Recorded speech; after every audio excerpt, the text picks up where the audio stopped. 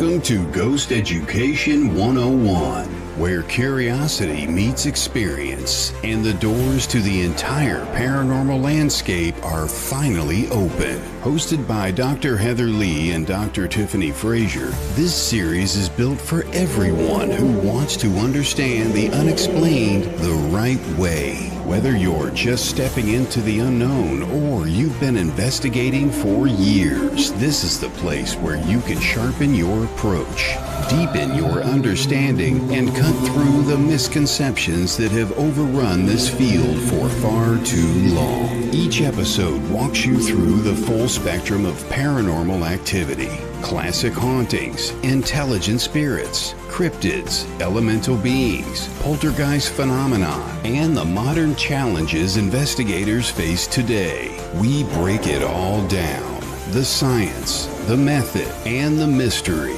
without dumbing it down and without drifting into theatrics. Grounded in research, history, and real-world investigation, Ghost Education 101 is your classroom, your laboratory, and your gateway into the most compelling unexplained experiences on record. Learn, question, discover. Welcome to Ghost Education 101. Now, here are your hosts, Dr. Heather Leigh and Dr. Tiffany Frazier.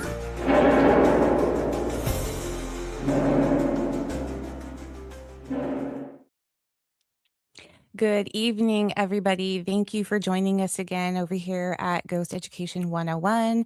I am one of your hosts, Tiffany Frazier, and you'll notice Heather is not here tonight. She is having some health issues. She's super bummed that she can't be on, but I told her that she needed to get herself in bed and rest. So that is where she is tonight. She is resting, and hopefully she will be back with us next week. But we have a super exciting show to share with all of you tonight. We are doing cryptids and mythical creatures, and we have 4 guests who are going to join us tonight. I'm going to bring them on. Welcome, everybody. Hi, everyone. How are you guys doing tonight? Living the dream. Awesome. Good. Well, I am really excited to have this conversation with you guys. I only came on the show in October, so I'm still fairly new as a co-host here, and this is a topic we haven't done yet, so I'm really excited. So let's just start and go around and have each one of you introduce yourselves and tell us what you do and also how you got started in the paranormal field. And start with let's just go around. Let's start with Bobby. All right. Well, I was pretty much born and raised into it. Both my parents were ministers in spiritualist religion. So speaking with spirit and dealing with spirit was like normal.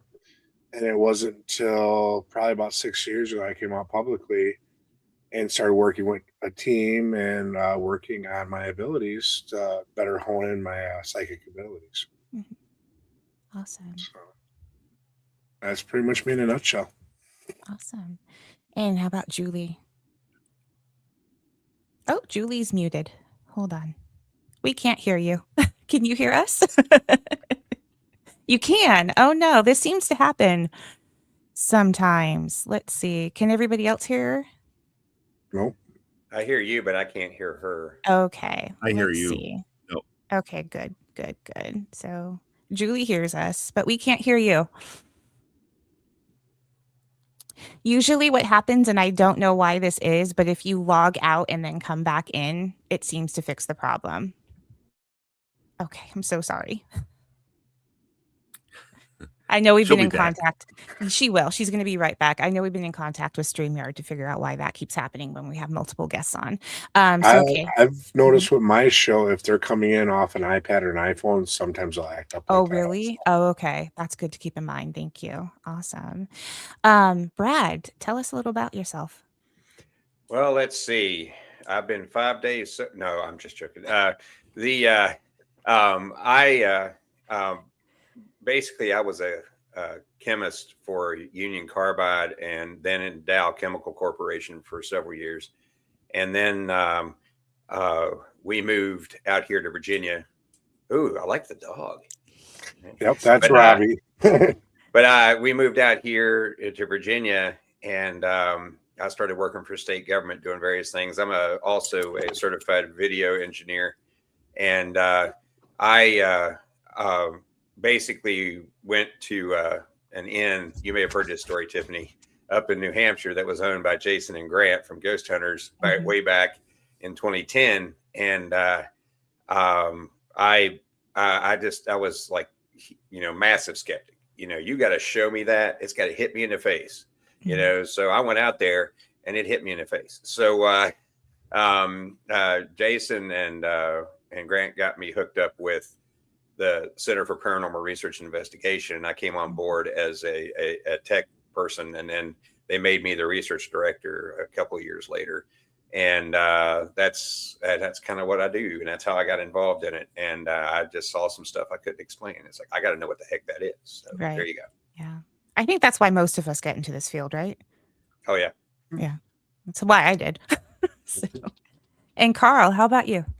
So, yeah. So when I was about 5 years old, I actually had a near-death experience, and after that point, I was very open to a lot of things, including the fact that I lived in a house that was haunted as a kid, and later on moved down to Arizona. But I always had an interest in trying to figure out exactly what was going on, and I'm a software consultant and data analyst, and so I do a lot of everything I do, I approach scientifically. So back in 2000, after my dad died in 1978, I ended up doing a lot of hiking and camping all over Arizona, and a lot of weird things happened, including in 1982. I had two friends with me. We were on the far side of a lake up in the mountains of Arizona, and had something howl incredibly loud at us. In fact, of course, at that time there was no such thing as a subwoofer, but if you had strapped a woofer onto my chest, that's how close it was. It was just you could just feel the and it was loud enough that the three of us piled out of the tent at 3 a.m. in the morning and trying to figure out, should we just try to paddle across the lake in the dark or what to do. And but fast forward to 2008, I'm sitting on the couch with my son and watching TV, and a Messing with Sasquatch commercial came on, and I laughed my ass off at it because it was hilarious, because it was the hitchhiking version where the they're saying, "Hey buddy, want to ride?" And then they kept pulling the car forward, and finally the Sasquatch takes the guy out of the car. Well, I laughed. My son didn't, and he's 16. And I was like, seriously, why didn't you laugh? And he's like, well, it's not real. It's not founded in reality. Therefore, it's not funny. And I'm like, seriously, you're 16 years old. Are you not that jaded? I said, now, how do you know they're not real? And that kind of began a quest, which ended up with myself and him at a Bigfoot research organization outing up in Arizona that was actually led by Matt Moneymaker, and and on that very first night, Matt did a howl from a ridgeline between two canyons, and from our vantage point on the west side of that location, 3 howls came back from 3 separate directions. You could tell they were separate distances. The timing was different, and and it was and honestly, that was the exact same howl I heard back in 1982. So at that point, just like you mentioned, I had to figure out exactly what's going on with that. But I've had experiences in many fields throughout my life. So over to you, Julie. I think we can hear you now. Good. Yes. I think awesome. When you put me out, I couldn't come back in. So anyway, hi everyone. I'm Julie Adriani. I am from Chicago, but I now live in the Fox Lake, Illinois area, which is full of ferries, vortexes, and just over the border, there's lots of, in Lake Delavan, there's lots of mystical creatures, and there's even Bigfoot forest. So we have a lot of cryptids around here, but even in the property here, I'm on the lake. There have been fairy rings that come up, and I believe that these elementals help me with my work because I'm a psychic medium, but I also do physical mediumship. In physical mediumship, there's levitation, there's apports, there's transfiguration, and these air beings and these elementals help a lot with things in physical mediumship. Mm-hmm. I started seeing spirit when I was 3 and interacting, and they've just been part of my life. And I have a lot of telekinetic energy, so levitation, things opening, lights going on and off have always been part of my life. Mm-hmm. Awesome. Awesome. Okay. All right. Well, we have a couple questions already that are popping up here. The first one is, Carl, I think this is for you. Can you talk about what you remember from your near-death experience? Yeah. Absolutely. So it was, I know with everybody talking about vaccines these days, back in, I think it was late 69, they had a vaccine for scarlet fever. And apparently it had a live virus in it because I ended up getting scarlet fever from that. And so I know I ran some pretty high temps, and that ended up really laying me out. I'll just put it that way. I know that I was in my parents' bedroom sleeping for the night. They had me tucked in. I think everybody went downstairs for dinner. And during that period, I ended up, I ended up leaving my body, but I don't remember seeing my body on the bed. But I remember going down a very dark, I want to say, pathway, which was more horizontal. So on the horizon, light, very bright light of, and I honestly have to tell you that light quality, it's very hard to describe because we don't have it here. Okay. Yeah. And that makes sense. as I traveled down that horizontal path, right, as I got closer to it, I could see that against that light, silhouetted against that light, were the silhouettes of, I'll say, 1,000 people. All right. It was just numerous people. And as I got closer and closer, and I could tell I was moving towards one particular individual. And as I got up right to that individual, and it was a woman, and I looked her in the face, and I talked to her a little bit, and can't remember everything that was discussed, but I remembered that she said wasn't my time and that I needed to go back. Right. And with that, I remember flying back through that darkness, and I was in bed, and I remember, and then I woke up because my mom was shaking me at that time. And when I woke up, and I know they got me into my dad went outside because this was, November in Chicago, and had gotten some buckets of snow and put them in the bathtub, and to bring my temperature down because it was spiking. But the interesting thing was, about a year later, I'm at my grandfather's house, and I'm looking through some photo albums that he had there, and I looked at this woman, and I said, "Oh, I know her. I've met her before." And my dad said, "That's impossible because that was my grandmother who died in 1937." So, but I met my grandma Emma in that during that period. So it was, but after that, it really absolutely shaped my life after that, because the impossible was not impossible anymore. Right. So do you think that was an astral projection experience, or do you think it was like a real out of body? No.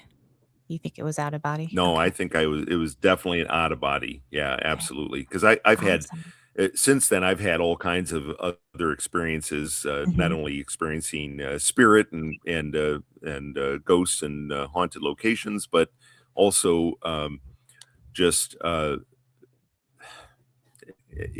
don't know. It's hard to explain, but I'll have to say, like, I've been to the other side multiple times through what I would call vivid dreams, and you know, there was several locations that I've been, right. I'll put that in quotes, right.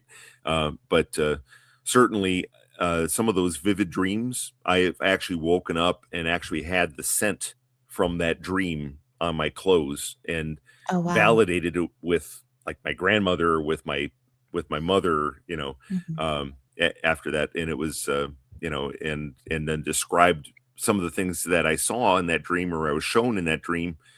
And it was things that happened long before I was even born that, you know, were memories or events that they had experienced. But the smell, you know, like especially being at my grandfather's funeral in 1959, it, you know, I had the smell of the flowers from the funeral home. So, wow, amazing. Yep. So, yep.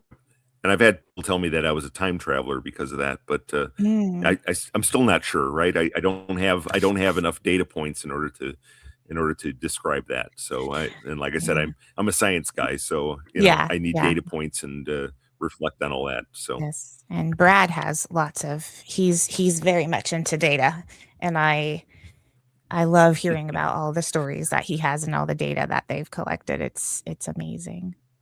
Has anyone, another question. Has anyone watched the documentary on the man that raised a Bigfoot for 40 years till the government found out? I don't think I've come across that one. I have No, actually I haven't. No. But I would like to know what it's called. I haven't either. Christy, if you have the name of it, share it, please. Christy, send me a link.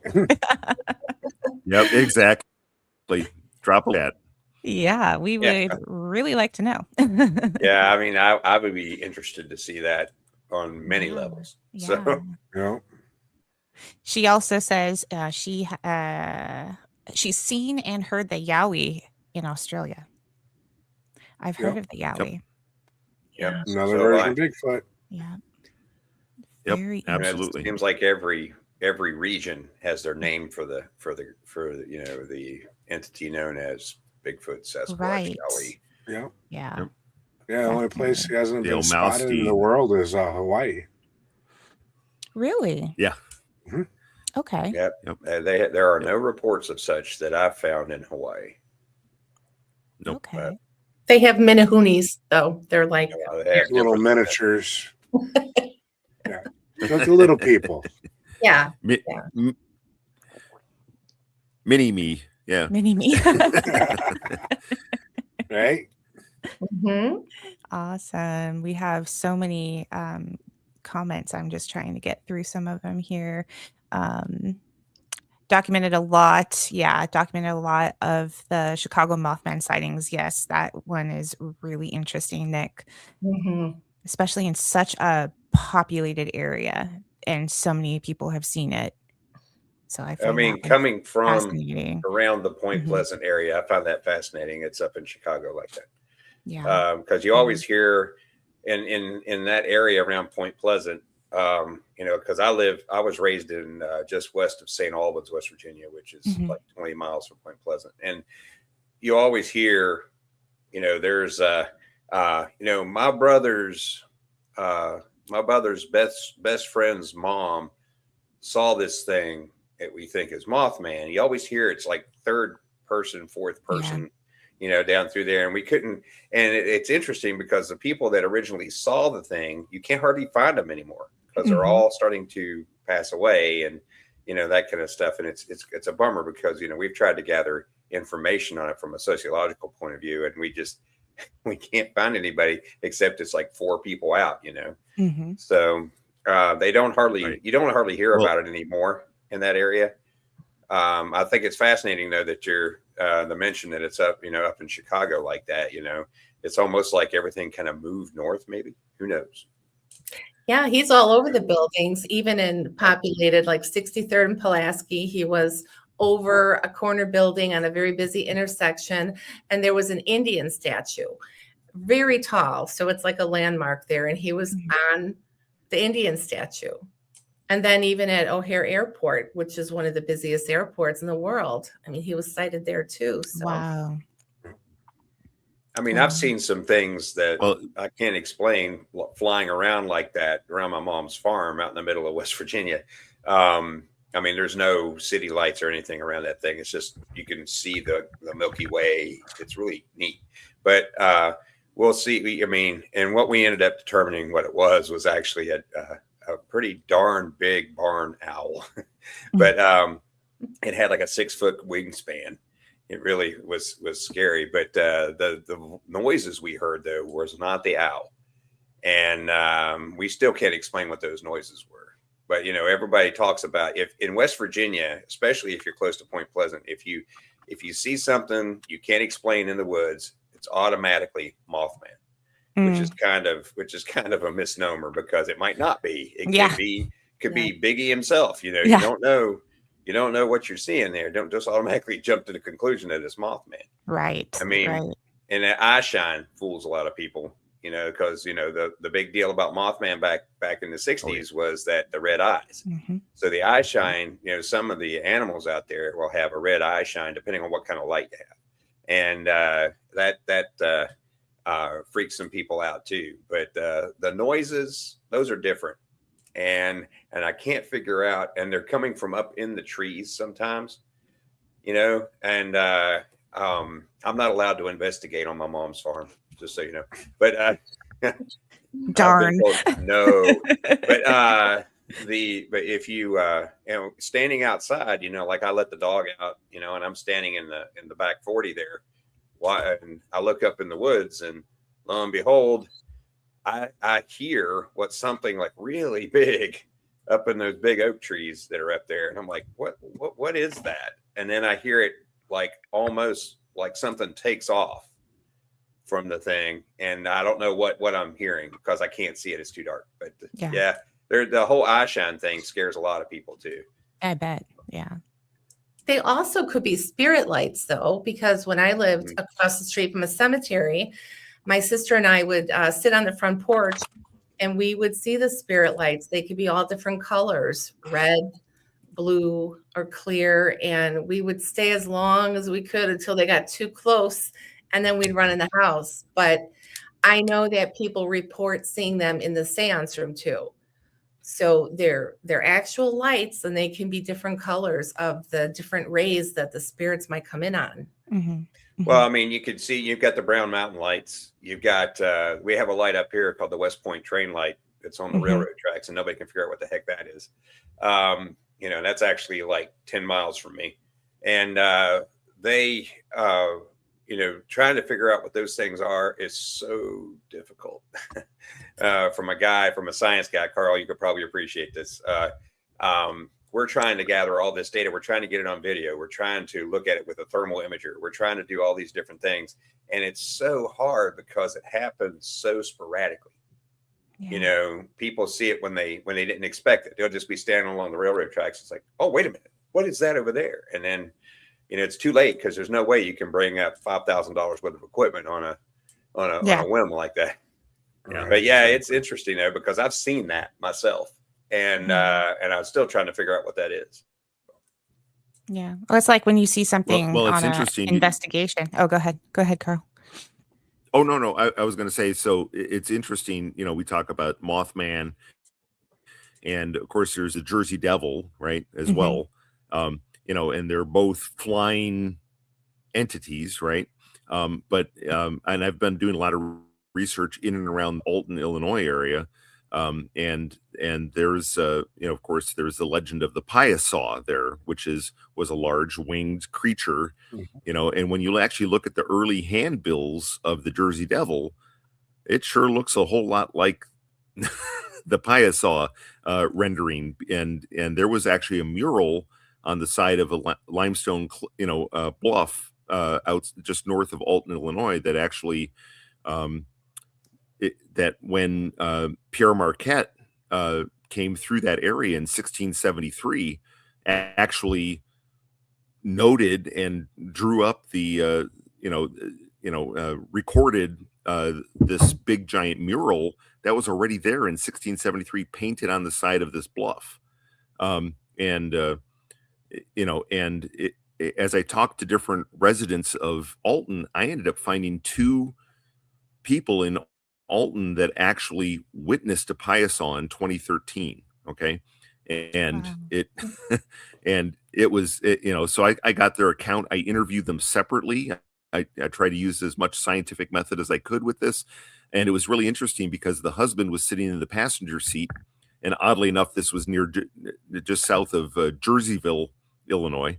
But the husband's in the passenger seat and the wife was driving, and they gave separate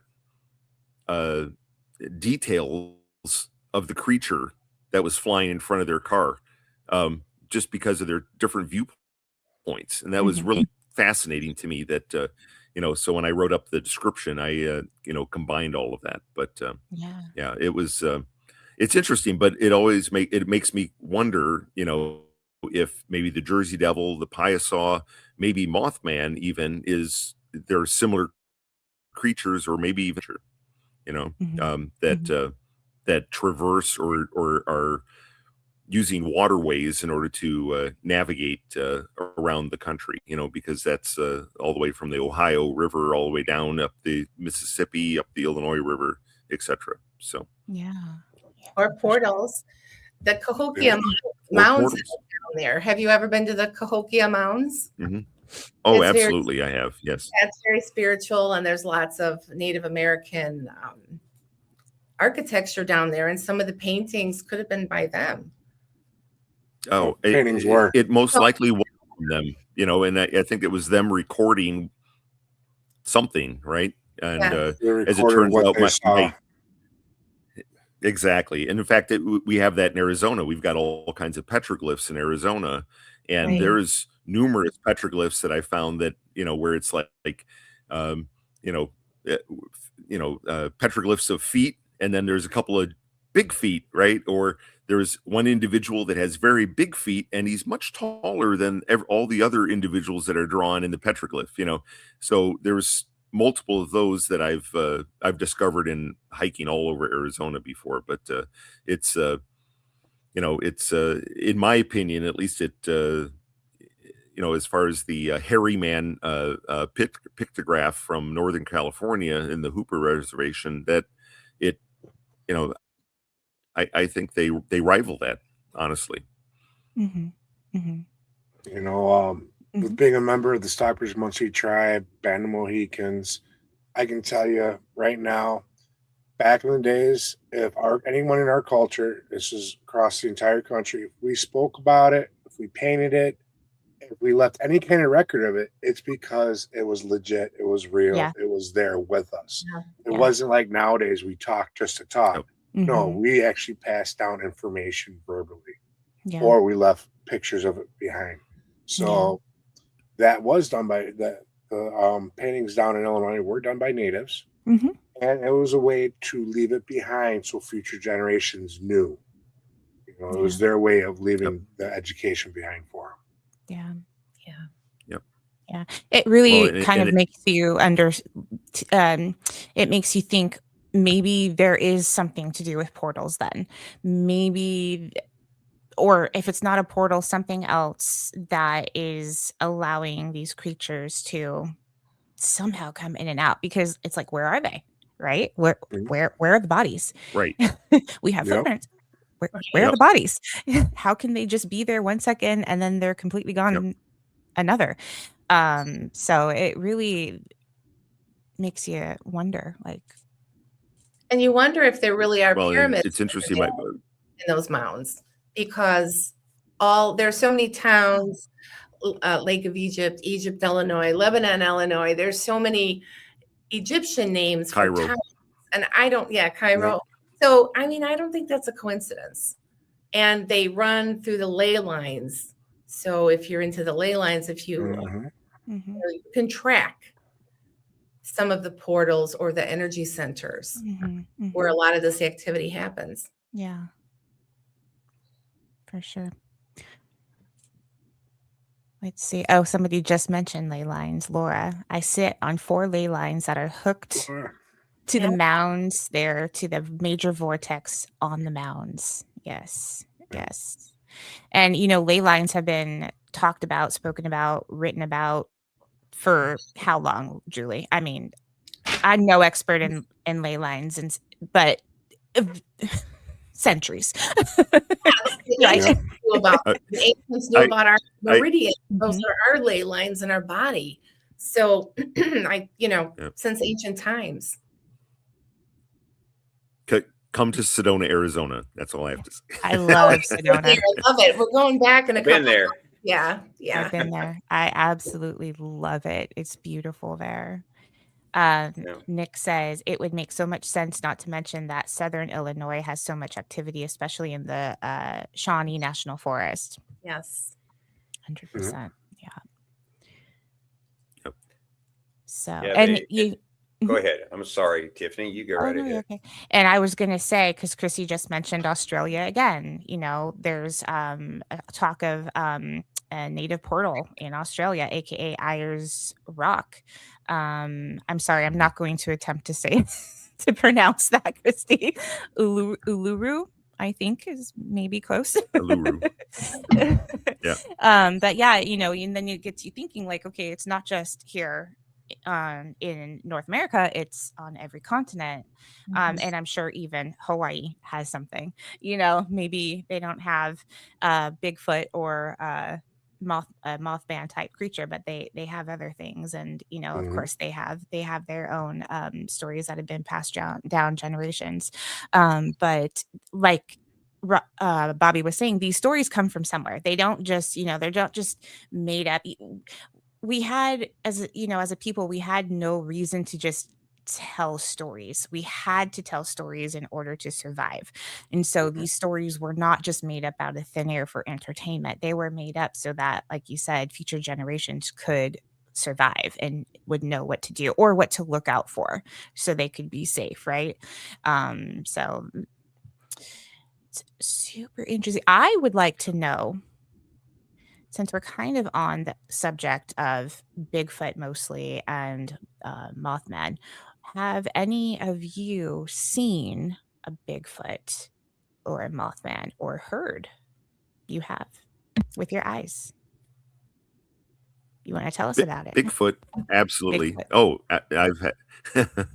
So, starting in 2008, like I said, actually, hearing those howls back, and I said I need to figure out what that is, and since that point, I've actually seen 13. I've had 13 sightings total, 7 of which were in Arizona. I've had 1 in Georgia, actually. I've had 3 in Illinois, actually in the suburbs of Chicago, which was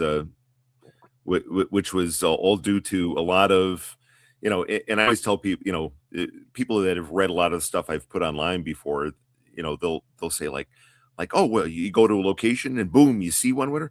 No, I went to 40 locations, or I narrowed it down to 10 locations and I struck out 10. Did you want to read about all the times I went hiked and didn't see anything, or, anyway, it was, but 3 sightings, forest preserves of Chicago. And then I've had 1 sighting that was in the eastern Missouri, near West Alton, and 1 sighting that was over near Bethany, Missouri, on the west side of Missouri. But, being a software consultant, I ground, not to quote the Beach Boys on that, but it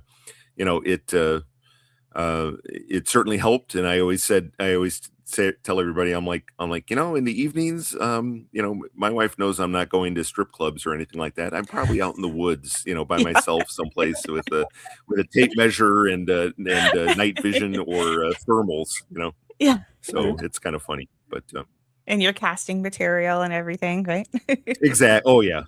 I've got great TSA stories for all that too as well.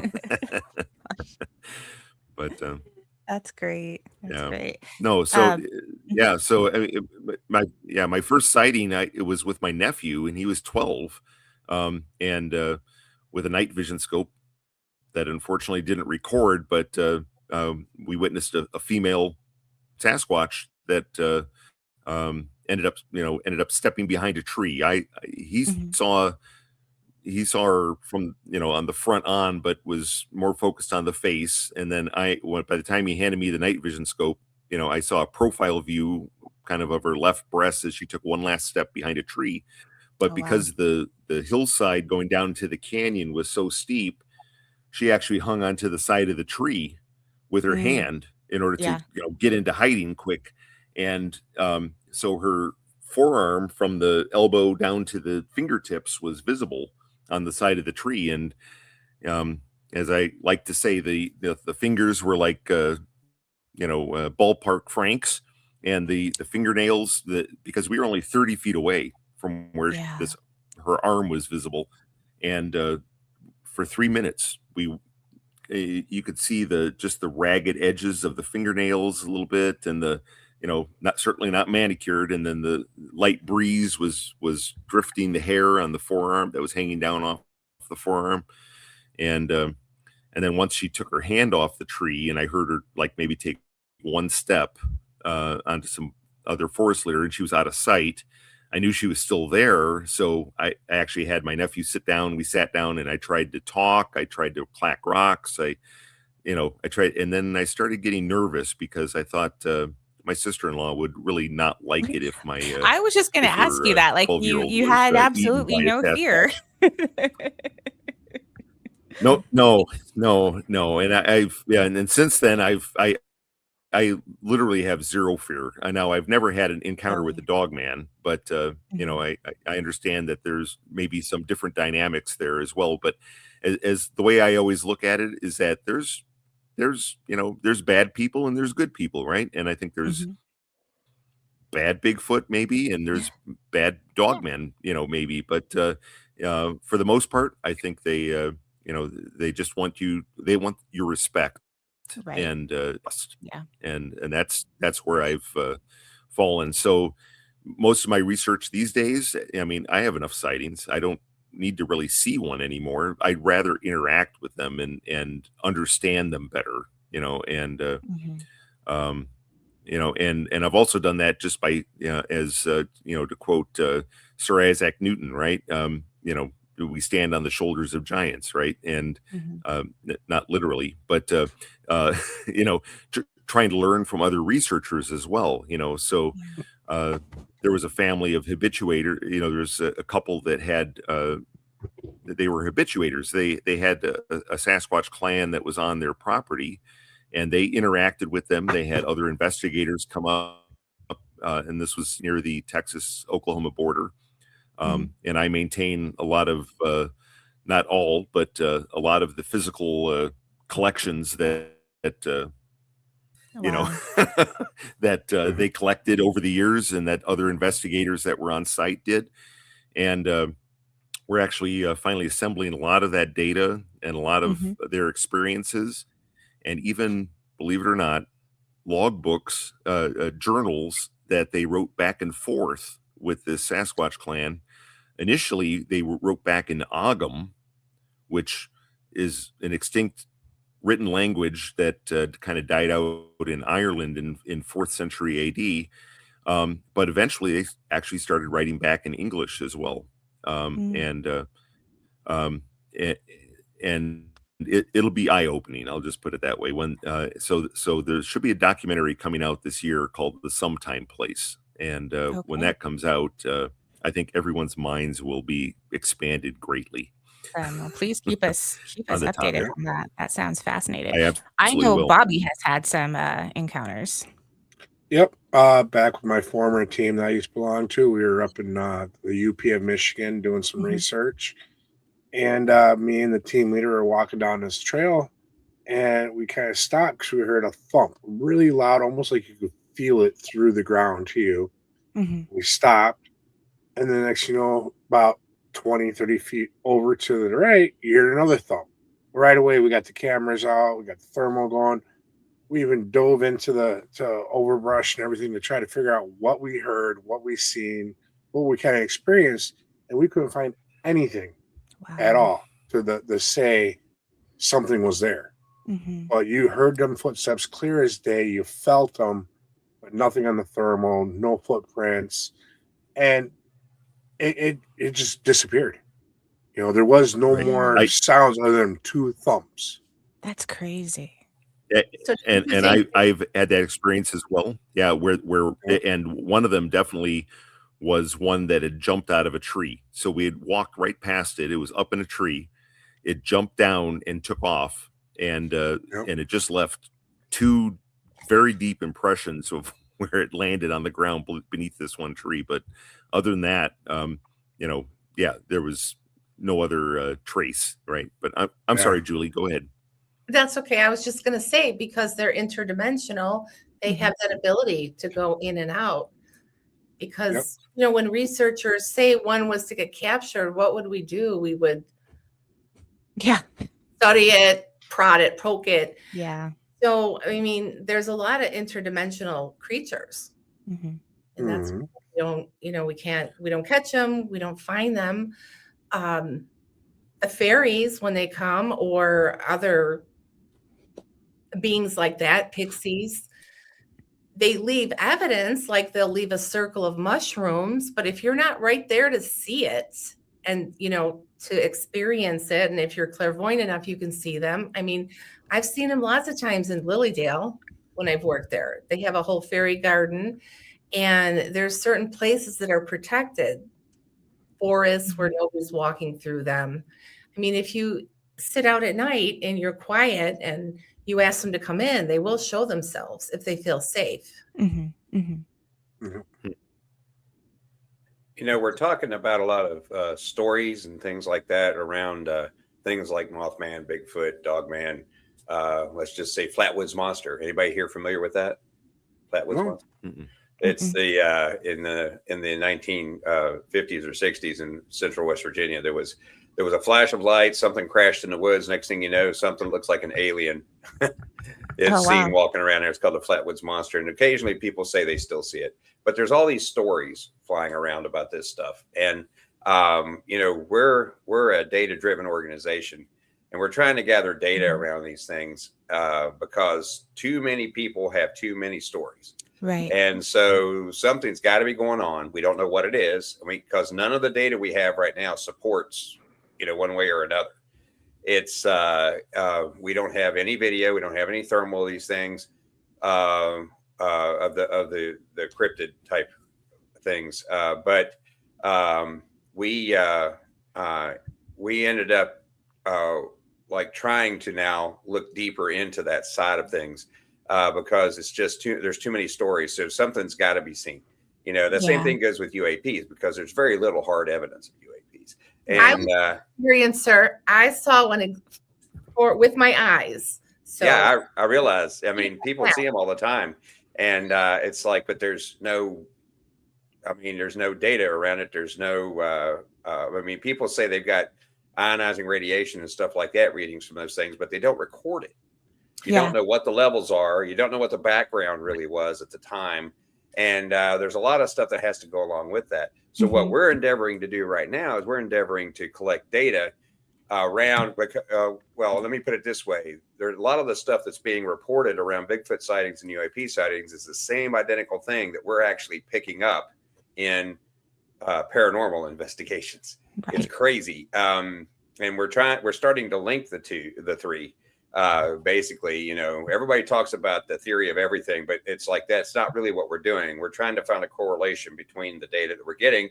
If you watch Skinwalker Ranch, they run into that all the time because they're running into all three realms.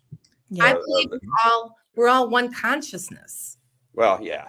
I suppose, but that is why, I mean, we're going to, and maybe if you went to the flight recordings, if the airlines would release what the pilots are seeing, because there's a lot of evidence and data and recordings of them flying next to planes, especially in Texas, in certain areas. That's still anecdotal. That's the problem. Now, the radar hits that happen, that's not anecdotal. And so those are actual pieces of data that could be used. Yeah.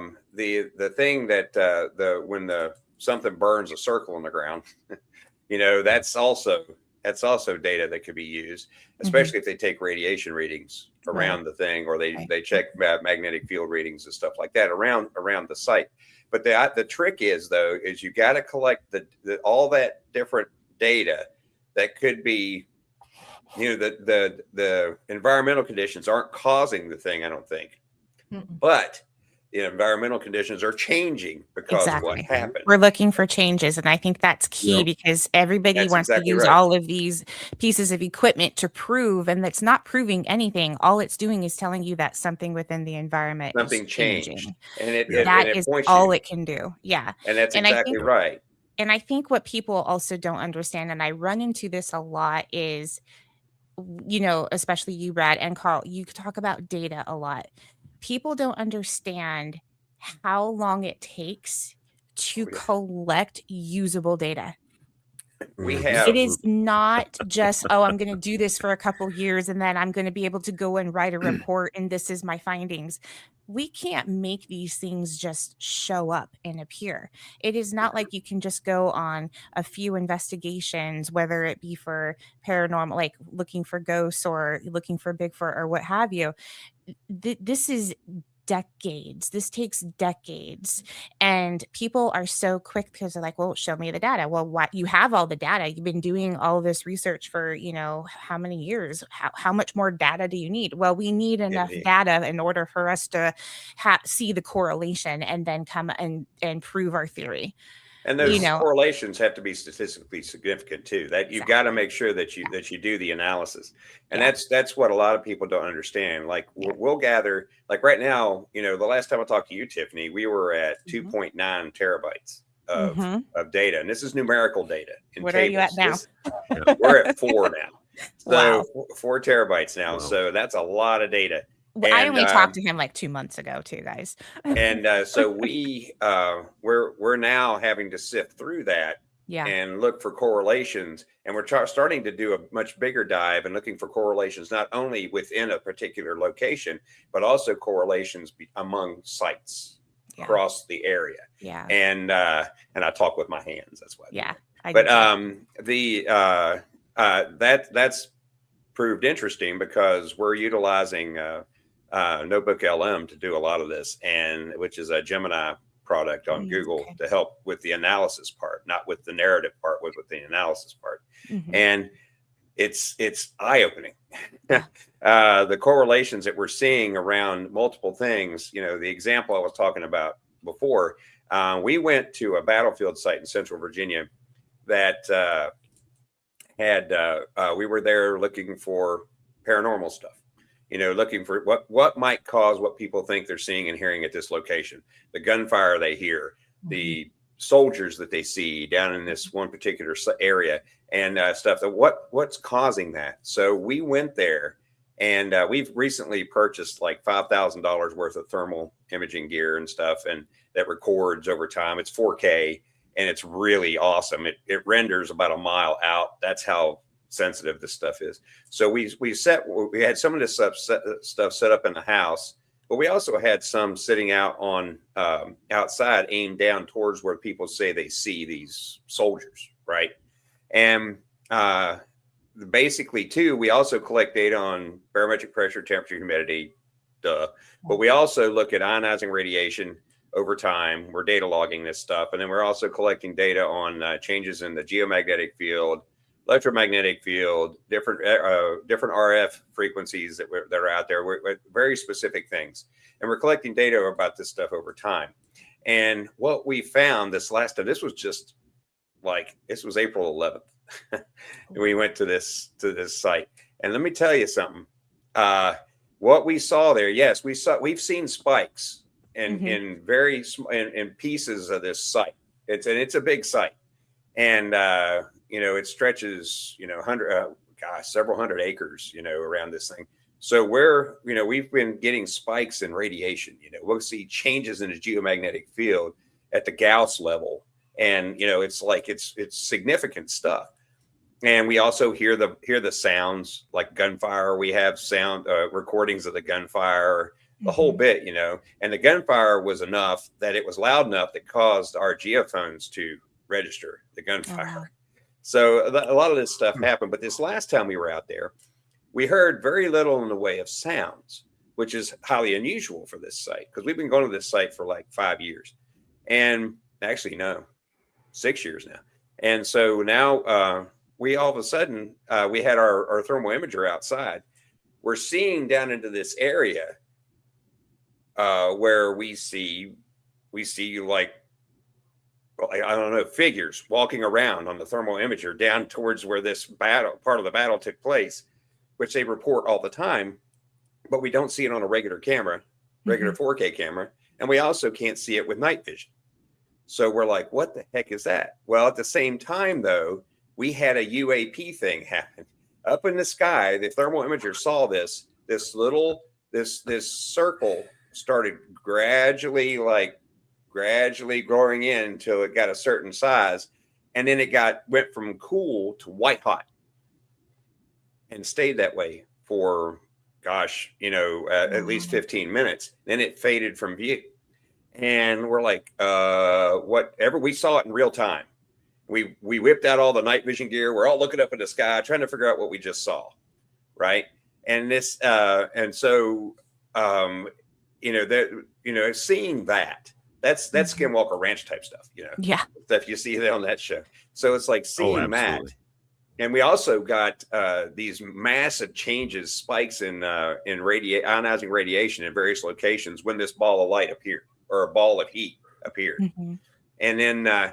We got changes in the geomagnetic field, and we also got these RF spikes, radio frequency spikes, in very specific frequencies, just like Skinwalker Ranch does.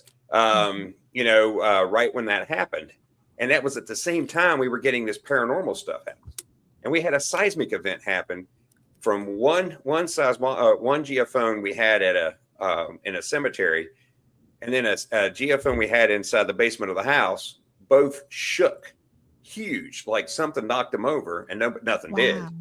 And but none of the other geophones picked it up across the site. So it wasn't an overall seismic event. It was a localized seismic event, and it was related between the cemetery and the house, which are a good 500-600 yards apart. So it was very interesting that happened. So we had all these correlations, and when the AI went through it and looked at everything, it made a suggestion to us that we didn't even think of, because we're looking for localized events, right? Localized events. That's what we're looking for. No, it seems to think that this is a single event of an anomaly moving around the site. And then when you look at the data, you're like, darn, we didn't even think of that. Our poor human minds didn't even think of that. And so now we're looking at that holistically. And this is the same area where they're getting reports of Dogman and Bigfoot all around this area too. So all this data is we're trying to collect. We're trying to correlate that to try to get some kind of data type, data centric evidence, let's say, around these sightings of Bigfoot, these sightings of Dogman, the sightings of the ghosts that they see down in the valley there, the gunfire people hear, and the weird thing we saw in the sky. So that's that, and that is the only time we've been able to see something like that correlation between fields, so to speak, between cryptids, UAP, stuff like that. That's the only time we've seen that, but we really haven't been looking for it. We just stumbled on this, and that seems to be the way it is. You stumble on something, and when you stumble on it, then you got to run with it, because if you don't, you're going to lose it. So now we're going to be at another site this weekend, and we're going to do the same thing, see if we can duplicate it down there and see if the same kind of thing happens, because this site's every bit as noisy, anomalous noises and stuff like that as the previous battlefield site was. And there's that patience again, that patience, repeating it at the same place over and over and over again. Because if you're never going to know when you're going to get something that's significant. Because we've been going here 6 years. This is the first time we've gotten this. Yeah. So, and same thing, there's another site we've been going to for, 14 years, and that's Bacon's Castle down in Surrey. Mm-hmm. And that house was built in 1665. It's a big 9,000 foot mansion. And we've been going down there, and we recently saw evidence of an Einstein Rosen bridge down there that we never in a million years thought we'd see. Yeah, you were talking about that the last time we had a discussion. And that was down there, and that Einstein Rosen bridge, it was just a dot formed. And on the video, we're like, what just caused that? It wasn't pixelation. It wasn't, how when you look at it zoomed in, it might be squares, that kind of thing. It wasn't pixelation, and it just kind of formed, and then it went away. Yeah. And about the same time that we heard voices and stuff like that. So it's like, what did we just see there? And it seemed, and the changes in the geomagnetic field, the spike in radiation, all that stuff indicates that's the same kind of stuff you would expect around an Einstein Rosen bridge. Yeah. And if you're not familiar with what that is, that's the predicted wormhole that Einstein and Rosen predicted in in the theory of relativity. So that, and the only thing we can't measure to prove it 100% right is gravity. We got to see the change in gravity. But we can't do that because we don't have the equipment. We have funding, mind you. We're a 501c3. By the way, you can go to our site and donate. But we're a 501c3, and we get donations from various entities out there. But we don't have enough money to get the equipment to be able to measure gravity like that. So it's trying to find those correlations. Long story short, we got to find the correlations in order to get some kind of real proof. Yeah. Stories are great because that points us in certain directions. You got to think that's, sociologically, that's pointing us. It's like, well, they're seeing all this stuff over here. We need to look over here and see what's going on over here. But, that isn't really, the scientific evidence that we need to be able to see what's really going on out there. And I've taken an ungodly amount of time. Sorry, Julie. You go right ahead.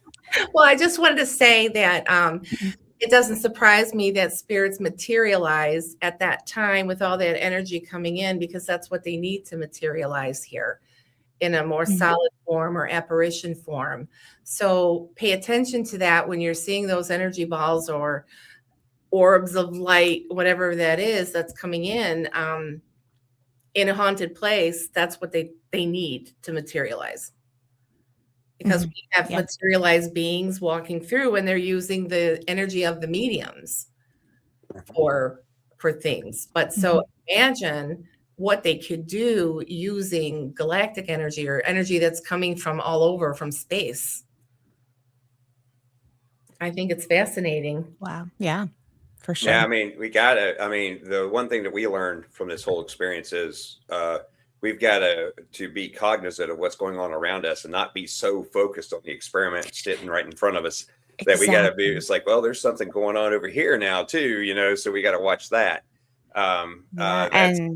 That's the hard part though, because when you get really focused on something, you're focused on it. Yeah, especially when you have so much going on. And it made me think, because we have an investigation coming up this weekend, and it's kind of out in the middle of nowhere. And it makes me think, should we plant somebody outside and just keep watch on the skies and just see what's going on out there? Why not? Yeah, why not? Exactly. I would. Why not? Yeah. Because we're going to every time now. Yeah, we can only see less than 1% with our physical eyes. Who knows what else is out there? Yeah, that's so true. Yeah. And since we're looking for that Einstein Rosen bridge, that's the goal. Holy grail. I'm going to be looking for that every single time I go on an investigation. If we go out and we have a thermal imager and we see that little ball happen, that's a that fact that that's got heat and it's not visible and there's some lensing around it, that we would expect due to the gravity of something like that opening. The event horizon around an Einstein Rosen bridge is technically microscopic, but the event horizon is going to be about the size of a quarter. And if you see something like that, that right there is, well, let me put it that way. If you see something like it, you better call me, So I will. You better call me, and then we're going to ask you all kinds of questions. So yeah, but that's one of the things, because we think something like that, if something like that were to happen, this is theoretical. That's why we're running the experiments. We've got the theory and then the hypothesis, and then we're designing the experiment. We run the experiment. If something like that were to happen, you would have changes in the environment around you. Mm-hmm. You would notice, like in Biggie sightings, they say that all the birds and the bugs go quiet. Mm-hmm. That would happen. Mm-hmm. You would have changes. You might even be able to see something, like you're seeing through something going on at another location. That kind of thing could happen. There's all kinds of stuff that could happen around that. If one of those were to open close to you, like a small, tiny micro one were to open close to you, you'd feel like you were being touched simply because of the gravitational change. Yes. Can I ask you a question, Brad? Yeah. Are all of the people who go out on your investigations scientifically minded? Yes. Okay. Have you ever thought of bringing a medium with you who would be able to preemptively tell you, because they would feel it, they would know it, and then you could be a little more prepared, because some mediums can feel the energy, and I've seen those open. I can tell you in seances, when a vortex is going to open and an apport is going to come through, you're going to see a flash of light or a ball of light or something that looks like a lightning bolt. It's documented, but I mean, maybe you should think about bringing somebody like that with you. Well, that also introduces in the experiment, and when you run an experiment in a scientific method, you can't have confirmation bias. And having somebody like that says, hey, look for this coming at you, is confirmation bias. So we got to be very careful about stuff like that. Mm-hmm. If we're going to conduct the experiment, it has to be, the controls are in place. We've controlled all the controllable variables there are. There's plenty of uncontrollable variables, but you got to be able to do that when you're running the experiments. And that's how we operate. We operate a lot like we have a board of visitors. Tiffany's met some of them. We operate like a college or a university does in mm-hmm. conducting that kind of research. Mm-hmm. So that's kind of how we operate. We even happen to notice that there's the GOES satellites, per se, the ones that are 24,000 miles out that look at the weather down here. Well, they also measure the Earth's magnetic field mm-hmm. over time, and it goes up and down in a sine wave over time, increase, decrease, and it's at the micro Tesla level. And the that particular satellite too, we found out, if we went back and looked at it after the fact, that most of the reported most of the things being reported to us, or most of the things that we're actually capturing, happen when it's on the decrease, when that's field's on the decrease, and which is counterintuitive, really. But statistically, that's what when you do the data analysis, it shows you that. And the fact that that's going on, you would think, well, you could just look at that and make sure you're on a downward swing before you conduct your experiments. That's confirmation bias. You can't do that. So we don't use it that way. We look at it after the fact because we got to be able. Yeah, we got to be as unbiased as possible. Mm-hmm. And when we go into it, now I have a belief structure. I was raised in the Church of Christ in West Virginia. No, I did not handle snakes. People ask me that all the time. But I will tell you that I have a belief structure, and I believe certain things are going to happen. With a death in the family, we firmly believe that, things like cardinals will come around the person as they pass. It's exactly what happened with my sister. And it still makes the hair stand up on the back of my neck. It was really, really, really significant when that happened. And I have to believe that, it's a myth. It's a myth, right? That kind of stuff happens. It's an old West Virginia backwoods myth. That kind of stuff happens. But I witnessed it firsthand. Yeah. You don't see flocks of cardinals. You just don't. and there was a couple dozen cardinals around my sister's window when she passed. Wow. So it was intense right there. That right there was something, and wanting to know what happens after that kind of keeps you going in this field a little bit, because you can get jaded real fast. Yeah. You know, because you're going to run into the crackpots. You're going to run into people that lie to you. You're going to run into everybody that wants to get on TV, which we will not do. You know, we are going to be on an episode of Weird World Adventures, but that we don't do that all the time. Yeah. You know, they just happen to follow us around, and they wanted to see how we operate. But you have to think, if you want to know what happens after you pass, you know, it's a good idea to keep that belief structure, because you can separate that from the scientific endeavor. You can, and you have to. But, you know, my belief is, you know, certain things are going to happen after I pass. And that's all that plays into the mythology that's out there as well. And a lot of people in West Virginia, you know, Mothman's a harbinger of doom and destruction. You know, and that's what people say.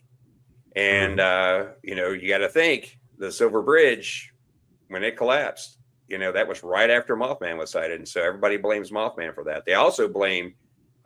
If you guys saw the Atlas of Cursed Places on Nat Geo, it was done during the pandemic, or just before the pandemic. It was done just before the pandemic, and this guy went to West Virginia looking at the curse of West Virginia, is what he called it. And I'm like, I'm from West Virginia. I never heard of this. So, but then he started talking about sightings of Bigfoot, the whole Flatwoods monster, the Grafton monster, which is like a Bigfoot with no head.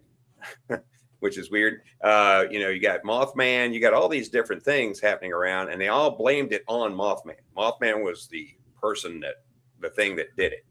And so, and then that belief structure right there allows people to get past the grief and the shock and the trauma of some of the things that happen to people in West Virginia. Because I'm here to tell you, nasty things happen to people in West Virginia all the time, simply because of well, I'm not going to get into politics, but industry greed. Let me put it that way. So politics, though, the government does use psychics and remote viewers. They have Project Google. That is true. They use them. They believe it helps so much. Yeah, so they've not scientific, but they have gotten a lot of help. Yeah, the military had that whole thing, and there was a person that was part of our organization that actually participated in that.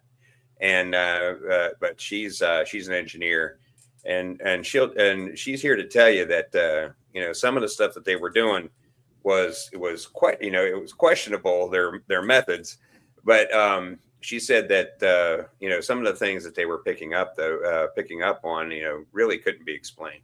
And and it was on the rare occasion, because they had a lot of people that just thought that they could do this, but they couldn't really, you know. And but there were some people that didn't think they could do it, but did it, you know. And when that one destroyer got hit during the Iran-Iraq war, and our destroyer was in the Gulf, it got hit. There was a guy, I just saw a story about that, and he was able to see that. He saw that happen, and he drew it, and everybody thought he was full of it. And then all of a sudden, the news reports came across, and he goes, "See, I told you," and right there it was, and the exact picture they showed on the news, which was pretty neat. Helen Duncan was a famous medium of the UK, and during, I don't know if it was a Second World War or what, but she was getting messages from soldiers that she saw the ship had already went down and already got bombed, but it wasn't out. And so she was the last medium, or the medium in the UK that they put in jail for the Witch Act, because she knew all this information, and it happened, and it was before the government had released it. And so they arrested her thinking she was a spy, or how did she know all this stuff? Yeah, she knew. Some people just have it. So, Well, I know we've deviated into a different line here, but the you know, you can think, you know, the book, the you know, all those cryptids that we saw in West Virginia, like I said, a lot of the people use that as to help them. They use the belief in those things to help them through traumatic periods in their lives. Yeah. And it happens a lot. Yeah. And I am not going to say that these people are crazy, because they honestly see something. Mm-hmm. And that's why we're trying to do what we do, trying to figure out exactly what it is they are seeing or hearing or feeling. Yeah. You know, we're trying to figure that out. So yeah. And I think, you know, it's a fine line that we walk too, because yes, we want to prove that these people are experiencing something, but we also have to be careful, because you have a lot of people out there who they think they saw something or witnessed something and it was something very explainable, and but they want to believe so badly that what it was is truly paranormal. So exactly. it's a very fine line that we walk. I've lost some friends over the past few years because they call me up and they go, "Oh, you should go investigate this place and this place." I go, "No, that was just for TV," or, you know, "No, that's not possible because of, you know, X, Y, and Z." And "Oh, but no, what you're seeing done on TV isn't what it's actually like." It's really boring what we really do. Is. Yeah, people don't like to hear that. I was interviewed by a journalist recently, and I said that, and he took it all. The article he wrote was completely blown out of proportion. I'll never talk to a journalist again. But, you know, he's like, "Well, you only do a few investigations a year." And I go, are you wanting people to feel like they're in danger and being haunted constantly? Like, do you want us to be going on investigations every single weekend because people don't know what to do? Like, is that truly what you want? You know? And he couldn't answer it. We actually go out and collect data about it maybe at once a month, if that. Sometimes it's more like 9 times a year. Yeah. Because we have to have time to do the preliminary review of the data. Yeah. And also, when we're not collecting data, and we have other folks, because like I said, we got around 40 people in our organization. They're crunching the data behind the scenes. Yeah. Also at the same time. And so the data analysis part of it, the data collection part of it takes 8 hours. The data analysis part of it takes weeks and weeks and weeks. And that's what some people don't understand. This whole instant gratification thing that's out there is just, it just drives me absolutely crazy. It's like, we need to know now. And it's like, well, I'm here to tell you, I don't know now. So you're just going to have to wait. Again, there's that patience. That patience. Yes, people. patience. Please Constantly. be patient. You're sitting, like for us, we're very passive data collection. We don't try to interact with anything. We don't do anything like that. Yeah. We just sit and gather video, audio, thermal, sensor data, and we watch. We're sitting in a tent. Even when it's 10 degrees outside, we're sitting in a tent staring at a screen, you know, the whole time. And then sometimes we see something that happens, like significant. So we might go in the house to see if we can experience it. Right. Or to check the equipment to make sure the equipment didn't go bonkers on us. So, but, you know, it's so super boring. We had a TV show from the Discovery Channel followed us around at St. Albans Sanatorium 10 years ago. And they wanted to know if we were going to be able to fit with a show they were putting together. Right. Well, we did our thing the way we always do it. And they were like, "This is it?" I thought, don't you guys yell it into the dark? Oh my God. Don't you guys use the blinky light things? It's like, no, we do not. Yeah. And then they said, well, something happened though. We heard something very loud up in the second floor of the King Center, and we went up there. And as we're standing there staring down the hallway, this black mass comes flying right at us and over our heads. Well, we just kind of stand there and look at it as it goes by. And they're out of there. We're checking our devices and everything, making sure everything's going on. That camera guy from the Discovery Channel ran like a scared kid out the door, sat on the front porch, and smoked a cigarette. Would not go back in the building. That is not investigation. No, it's not. And then the funny thing was, is he went back, and then they found out that we did not fit what they were going to do. Right. Because they were going to do this paranormal lockdown thing with all these flashy light stuff. And it's like, that's not us. So we're not going to be able to do that for you. Sorry. But it was funny. And we want people, though, to be able to see what we do so they understand what really happens. And then we go, and that's why we spend a lot of time. We're at Dragon Con. We do a lot of stuff on the X track down there. And we do stuff on and some other cons too, Galaxy Con around and things like that. So we have an education component that we're required to have for our nonprofit status. So we have a sociology professor, Jack, who you've met, Tiffany. He's the chair of the Department of Sociology at a university, and the guy is excellent at presenting. And his theories around the sociology of these sightings of cryptids around is just fascinating to listen to. They were on the Sasquatch Chronicles. He was on, and two other people from our organization were on there. Alan Sloniker was on there. He's a police officer in our organization. And then we have a retired police officer who is an actual cryptid specialist for us. We have those, by the way. And then he goes all over the place looking at this stuff. Right now, he's outside of Gettysburg right now, looking at something. But the guy, he knows a lot. And he just wasn't available tonight, Tiffany, or I would have had him contact me. But the guy knows a lot. And but the sociology around all those sightings and things is just a fascinating topic. And hearing them talk about it was just beyond fascinating, because you got to think, groupthink is a thing. Yeah. And it does happen. But the way these sightings work, it doesn't really fit that model. So, that was just really interesting to hear. So, and again, you got me on my soapbox. Why you guys do that to me? I'm sorry. I just think everything you guys have to say is just fascinating. Hey, I got a question for Julie. When you're talking, you're a medium. Am I correct in that? You're a medium? Yeah. Have you ever, when you've been around something like if you might have seen a UAP, you said you've seen one. When you've seen that, did you experience as a medium the same kind of things that you experience when you're in a haunted location? Do you experience the same kind of thing? Well, I experienced, first of all, fear because I was with a child of mine.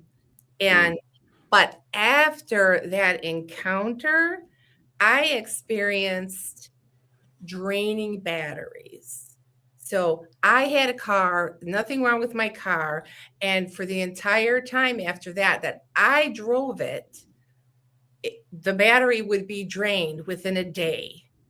So I had to literally put my car on a trickle battery to drive it. It went, to all these mechanics. So that's one major thing.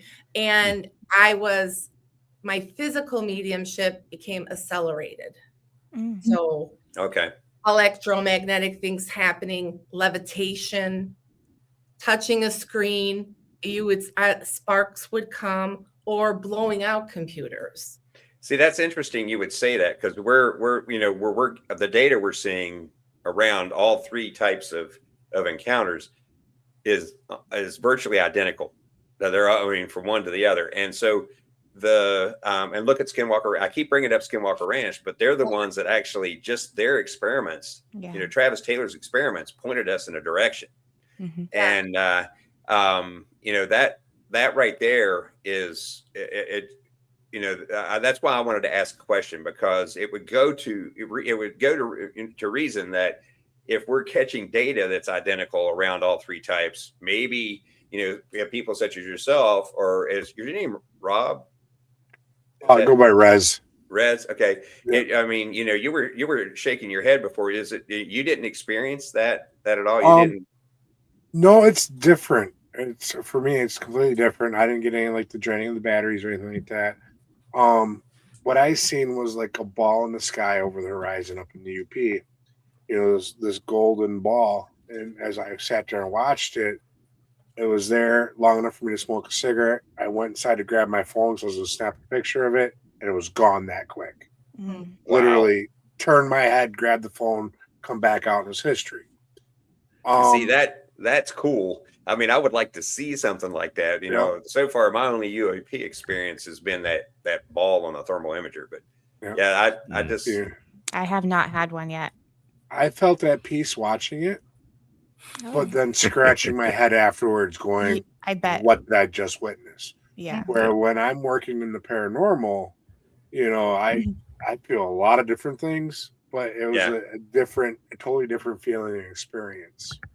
And you know, when you saw a cryptid, you know, that's the same question. You know, if you've seen a cryptid, do you experience the same type of feelings and effect on you as you do when you're experiencing you know, the spirit or ghost type experience, you know? And that and it would go to, you know, for us, it goes to reason that, you know, if we catch the data like that, maybe, you know, mediums and folks and psychics would have similar experiences around all three fields. And from what I'm hearing, it's not necessarily like that, but it's almost like you got to be in a closer proximity. Yeah, I was very close. Yeah. And I know, are you familiar with Professor Jefferson Souza? Yes. He was the only non-American on the Project Blue Book. And so he's the one, I had interviewed him and we were talking about that. And he said, absolutely, that's very common. The draining of the batteries and just that, all that energy. Yeah, what we found, you know, we actually had a series of experiments around battery drain.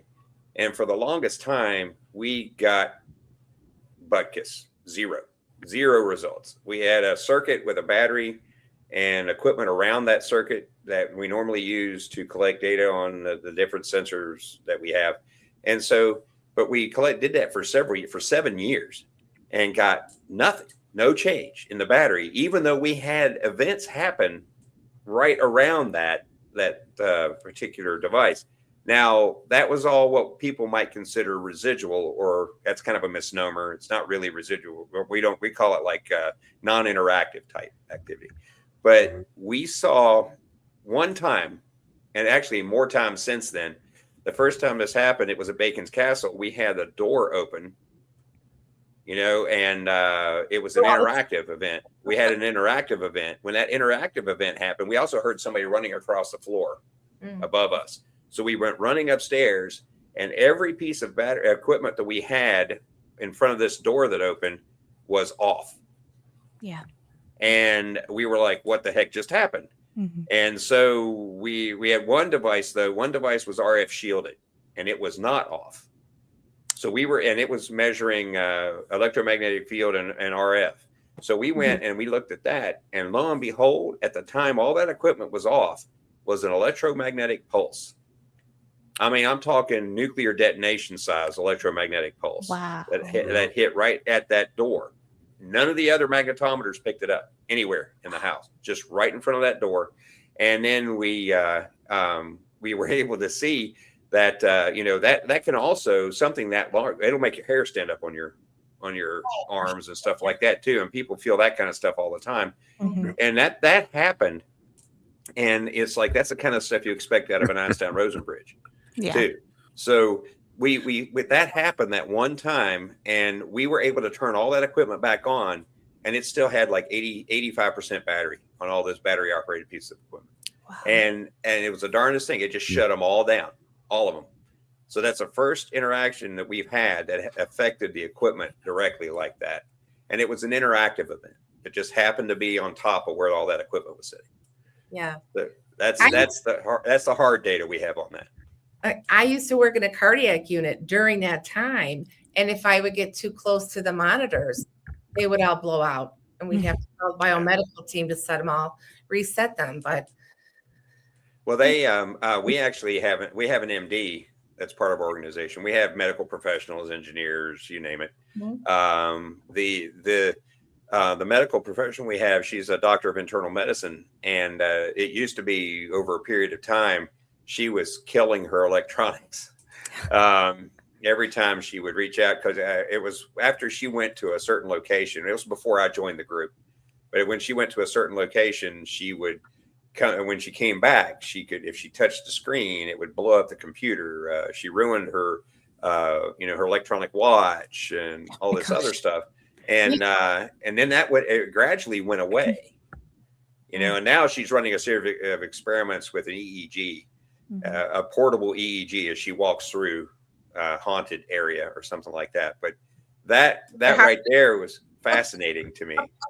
What now? I'm sorry. What is she measuring with the EEG? They're at brain activity. Yep. Okay. Their consciousness. Probably alpha waves. Yeah. Yeah. She's measuring their consciousness. Yeah, it's the kind that they have that some of the EMTs have now, but she has it. It's hooked to an app on her phone, so she's walking through the device, and it's fascinating to see because her brain registers events happening way before her body reacts, and it's fascinating to see that. So this is all really cool data. All connected. Yeah. And as she works more with that, it'll become quicker responses between the two. Oh, I bet. I think though that one thing we would like to see, if we could use that same experiment around one of those, our Sasquatch people call it, we're going to go squatching. But when they go out and do something like that, maybe have that device out there with them while this stuff's going on. And so we can see what actually happens there, because we're already trying to, the person's name is Rick Atterstein, is our subject matter expert on the cryptid side. And he's actually running a series of experiments all packaged together in something he's calling Quantum Bridge. And he's gonna try to gather the same data we gather at a supposed quote haunted location at a Sasquatch location, and see if he can get that. We're also trying. They're very powerful. It might blow out the equipment. It might, but we're and if it does, we'll just get new because we have insurance. But the other thing that we're looking at now is we're trying to get MUFON to join us at some of these big outdoor locations that we're at, and see if they can use some of that really cool stuff they have. They've got their own short field radar and all this other stuff that they have. And I'm like, whoa, we would really like to see that at one of our sites because of what we just saw. But the problem is MUFON doesn't play well with paranormal. So that's, politically that. I was just with the director from Chicago last weekend at Contact Modalities, and they came and gave their talk. I don't think so. I don't think they all feel that way. I think getting to think it's all one consciousness. You should see. It might be your local chapter. Yeah, I was going to say that local is a little different than the collective. The national MUFON folks. We actually, our local MUFON in Virginia, they're interested, and I think we're going to be able to get them to come down. But the overall national MUFON group, they don't like dealing with it. So. It's kind of a bummer. I hate to say this, but on the BFRO, they at first didn't want to, but now they're starting. We had some people that actually I'm on the board for a historic tavern in Hanover County called Hanover Tavern, and we have a Paracon up there to raise money for the tavern every year, and we're going to have the BFRO people speak at that tavern. So they're starting to come around. We had the local MUFON people that were supposed to come down, but you guys remember the ice storm that we had here in Virginia? We were pretty much shut down for 2 weeks. The ice was this thick. It was solid ice, top to bottom. Cars couldn't go anywhere. You couldn't shovel it. It was just awful. But anyway, they but the MUFON people the guy that was going to come from MUFON, he broke his leg on that ice. So, he couldn't come, he couldn't speak, but he's a great guy. And I think that we're going to have better experiences with them in the future. But locally, I think we'll be fine. It's, trying to get that overall the power of the national organization behind it is going to be, is kind of difficult. It's a different way of thinking for people. Yeah, and that's really difficult. You can get a few people to come on over and, kind of be a little bit more open-minded. But when you're talking about a large group of people within an organization, the people can believe whatever they want, but the organization as a whole, that's a completely different story. So, and that's what makes it difficult. And like the guy from the MUFON, the people from the MUFON chapter here in Virginia, some of them are coming on board to this whole, like you're talking about, Julie, where it's all related, and I'm not talking about West Virginia related. I'm talking about it's all related. Yeah. Multidimensionally. You all didn't get the joke either. I just made a relative joke in West Virginia. We're all relatives in West Virginia. It's like everything is connected. Everything is correlated, and they have a hard time grasping that subject a little bit. It's tough. Well, I think when we were talking last time, Brad, I think we touched on this a little bit. We are starting to see, especially in the medical community, we are starting to see more people come over. We are starting to see the open-mindedness, and you've mentioned that on in your organization, you have medical professionals, you have first responders, you have people who we look to, who we go to, who we rely on, and they're starting to open up and say, there is something going on here. It's just slow, it's slow, and it's gonna be. It's like you got to eat an elephant one bite at a time. So, right. But we are starting say that to all the see time. People kind of open up more. I see it a lot more in the medical fields. Like, you have doctors, you have nurses, you have EMTs who are having experiences. And we have a couple of nurses on our investigation team who, they both have had experiences when they were actively working in nursing jobs. And, back then you can't really tell anybody, but now you can say, hey, I experienced this. You were standing right next to me. Did you experience that too? Or you have military professionals now who are coming forward. Yes, I saw that. And it's no longer, we have airline pilots who are coming forward. Yeah, I saw something and I called it in, and they were like, well, we don't know what it is, go this way, keep flying, so we're starting to see it's not so taboo anymore, right. But it's going to take time, just like everything. We just got to have patience though. I'll be dead before they come around, but that's okay. Then you guys can investigate me sooner. It'll be sooner than that, I think. I tell you, I think so. The interesting thing about on the medical side coming around faster, they're coming around faster than any of the other professions. John, you got to think Johns Hopkins has recently their medical schools coming on. They might be looking at psi stuff or the parapsychology side of it, but they're still coming around to looking at it. And of course, I always got to talk about the University of Virginia, the Division of Perceptual Studies. That's part of the medical school. So that whole side of it, on the psychological side. So they actually, and they talk about near-death experiences, Carl. And they talk, they do research into that, and they do research into the past lives in children, and there's some fascinating stuff going over there, and that's major universities doing this. Right. I'm not talking about Peter Venkman type stuff. I'm talking about this is legit stuff, and they go all over the world and present on it, which is great. So they're definitely coming around. Yeah. And it's so refreshing to see, because like we've been saying this whole episode, people are experiencing something, and when we go on investigations and we present evidence, we might not find anything. We might walk away and absolutely nothing happens. And what I always say to them is it doesn't mean you're not experiencing it. It just means that we just didn't capture it, but you're having an experience, and that is in itself valid.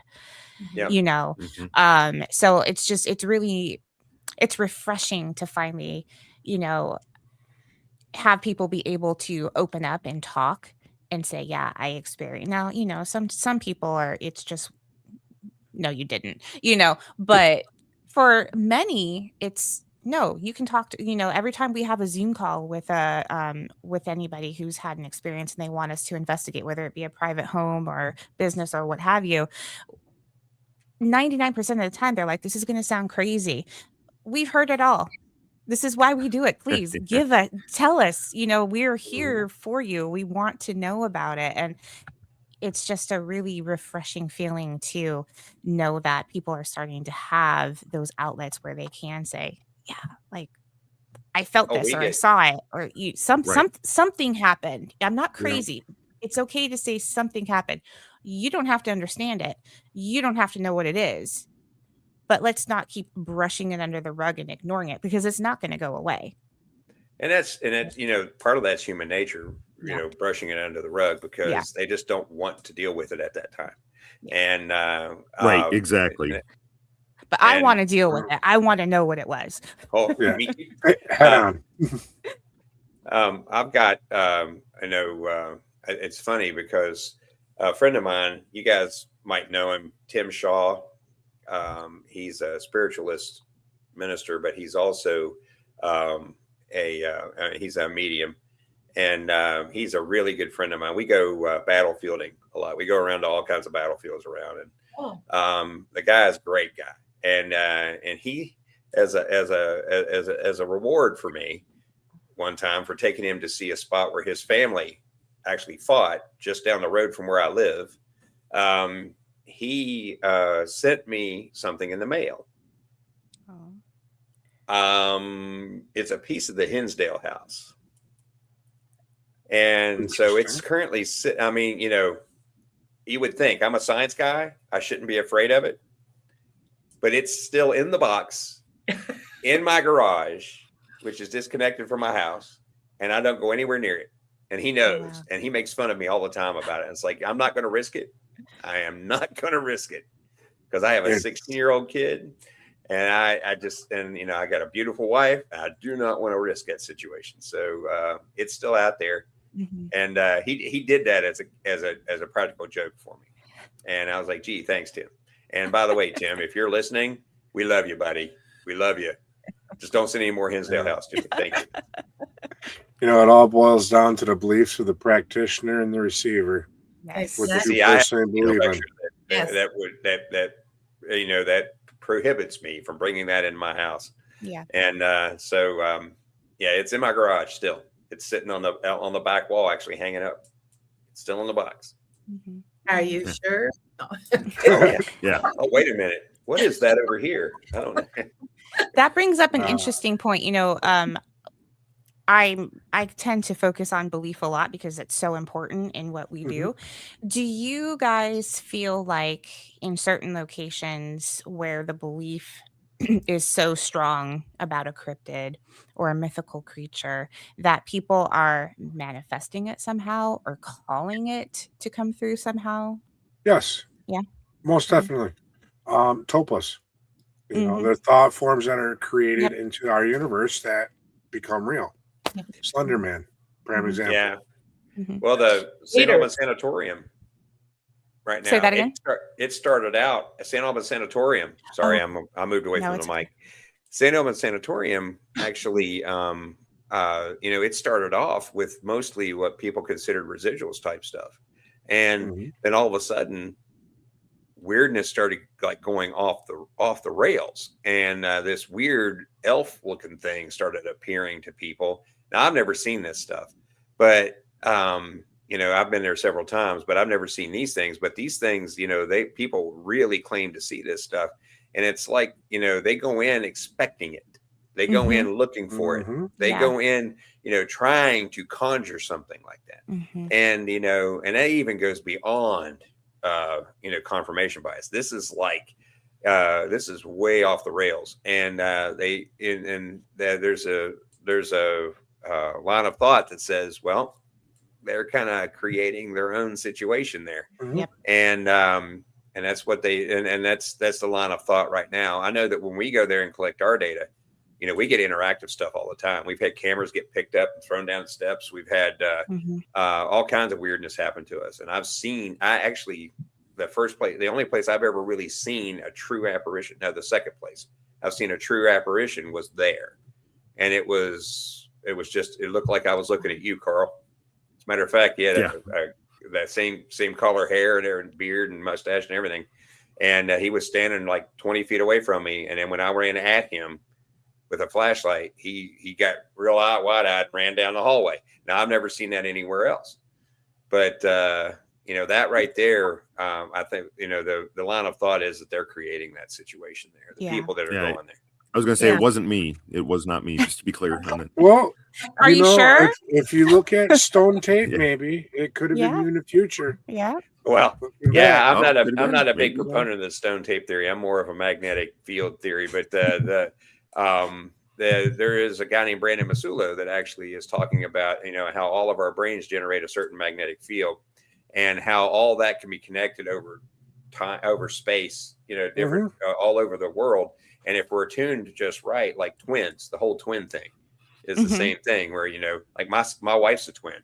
And when her sister has a big pain, my wife feels it, and vice versa. So that kind of thing might be happening too. I'm a little concerned that people, if the theory comes to fruition, that people are creating this stuff, that they're not going to be able to get rid of it. Yeah. And that's a belief of my part. Like I said, that's a theory. I don't have any hard data on this. So don't you all be yelling at me on Facebook. Now, now that's your belief, where if someone else has the belief that they can exercise them or get rid of them, they'll be able to. We're not going to be stuck with them. Hopefully. Maybe. And back to the comment with the twins, that's goes back to what Julie's was saying about the one conscious. Everything's connected. Yeah. I mean, it's a fascinating book. It's the ghost. It's called The Ghost Study, and the guy who wrote it, his name's Brandon Masulo. He actually has a degree in parapsychology from Edinburgh, and the guy is. I've hung out with him several times, and we talk about this stuff at length. And his theory is all around that whole connection of the magnetic field. He has an example of that he uses where there was during the Battle of Gettysburg, there was a guy, got hit and killed.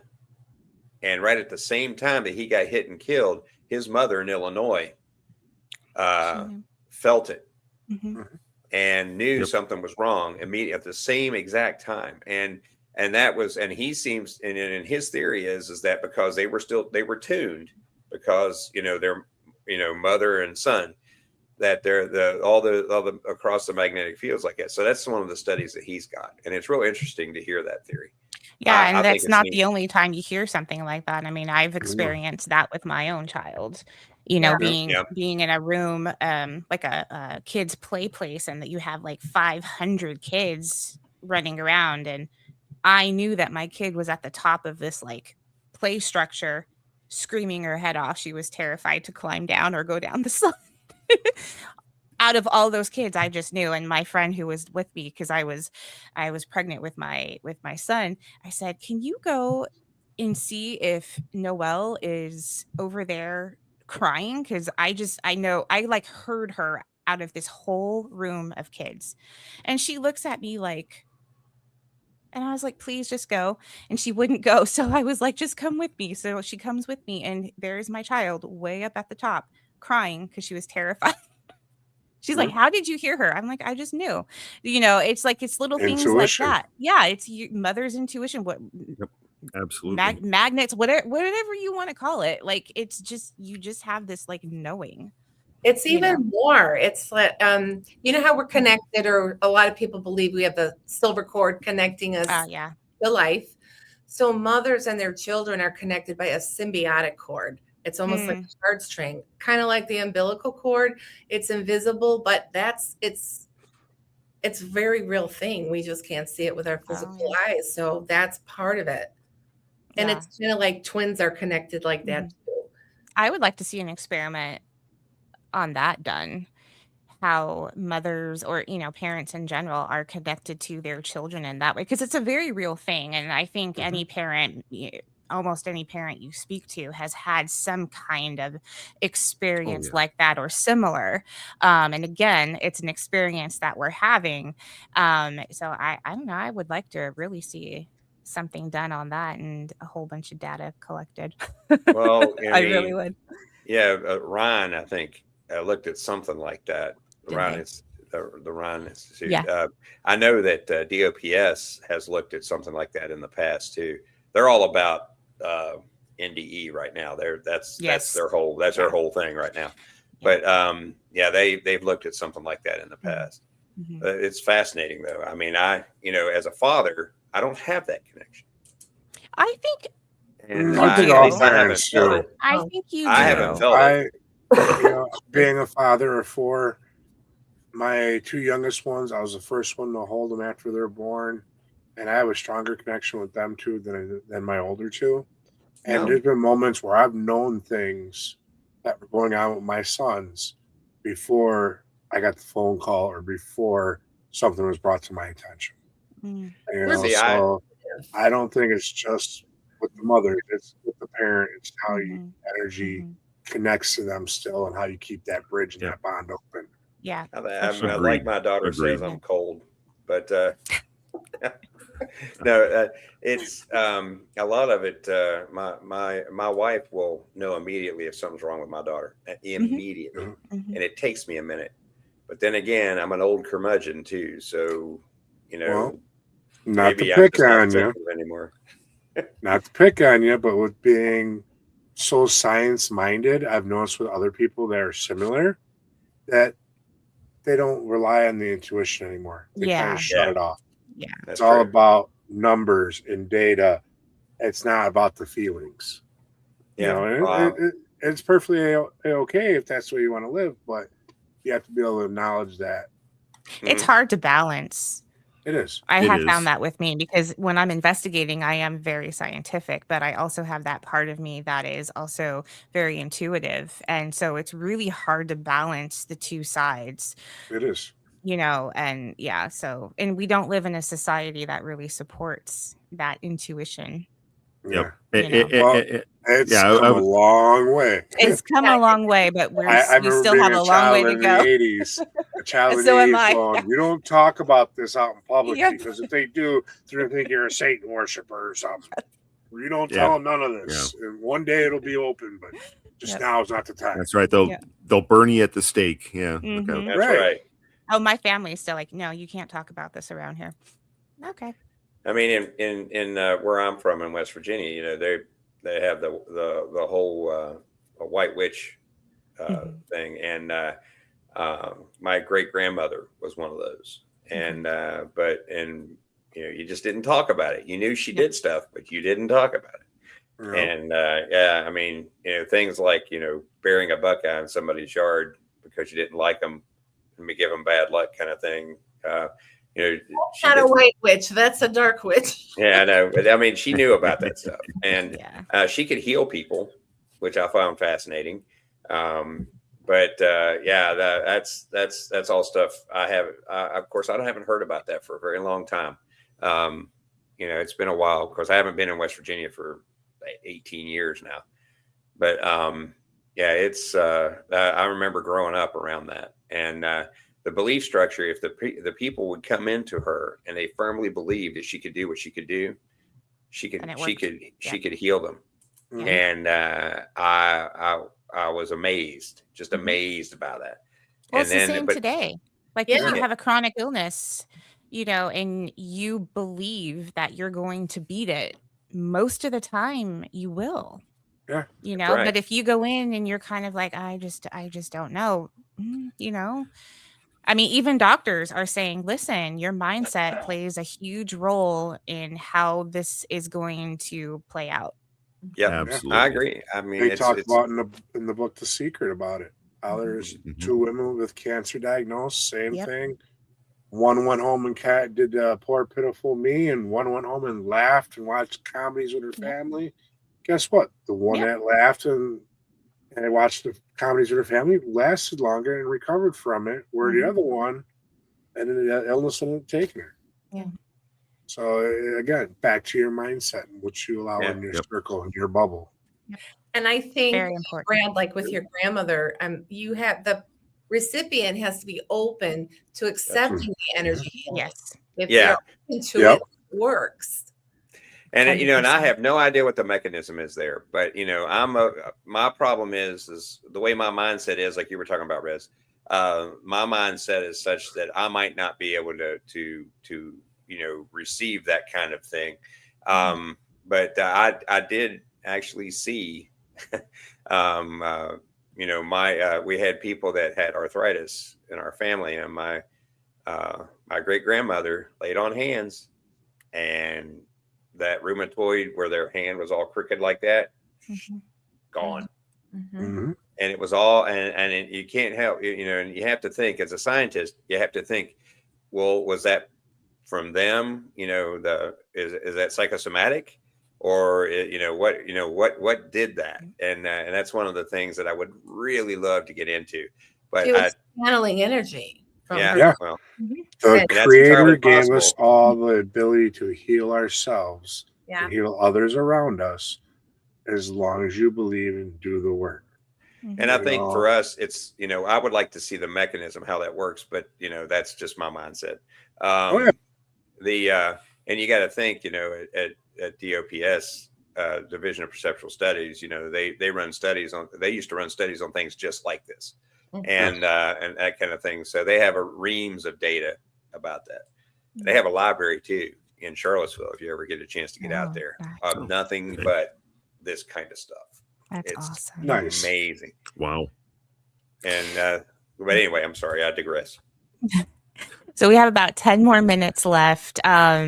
We have with the four of you, I want each one of you to go through and just tell everybody where they can find you, and or what you have coming up next that maybe you can share with everybody.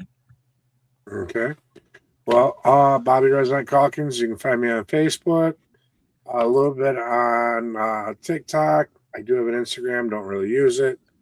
Email redroadparanormal@gmail.com or resneck Inc. @gmail.com. You can catch me every Tuesday night live at 9 p.m. Central on YouTube for Red Road Paranormal. That's my show. And then this summer, I will be down in New Orleans for the NOLA Paracon. And then also I'll be out in Massachusetts in October for the Mass Paracon.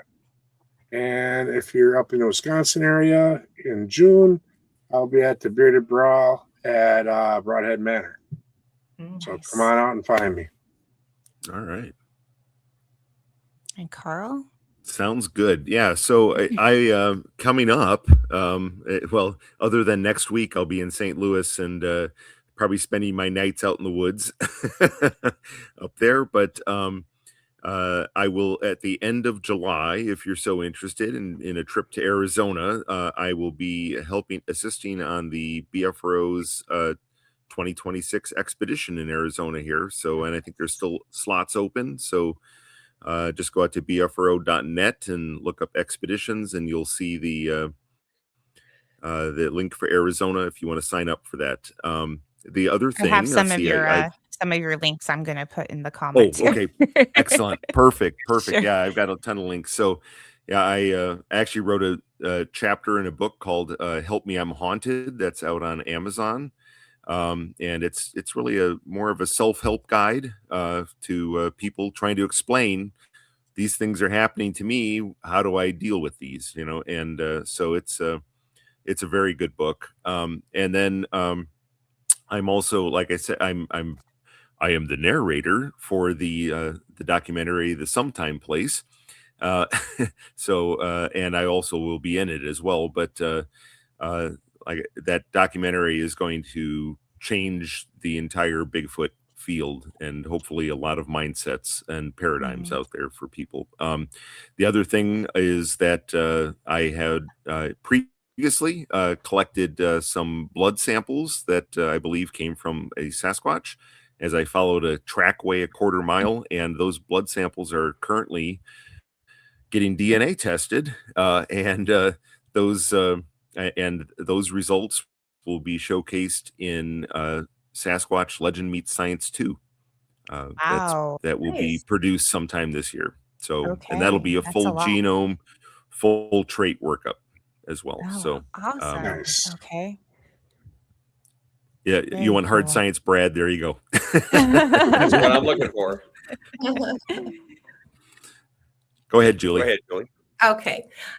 So I'm going to be with my partner that I do physical mediumship with in Adrian, Michigan. We're going to be at Lilydale. We're sold out there for our physical medium seances, but we're teaching classes in Lilydale. And we'll be in Santa Barbara, California, Labor Day weekend. And we're always, I'm going to be doing a new show on spiritual realms. We're just getting that organized. So that's going to be where you can tap on and get free readings. And my book I just wrote, it's just coming out. Look for the book trailer.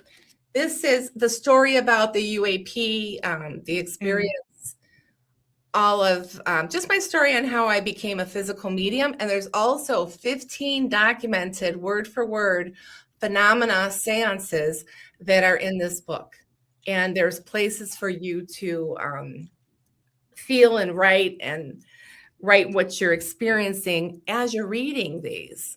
So my website is Julie Adriani, Spirit Medium, and I have a media page, and there's lots of transfiguration photos. Brad, you probably don't want to go on it because you'll probably be afraid, very afraid, because I'm a transfiguration medium, so my face can totally change into maybe one of your loved ones, one of the ascended masters.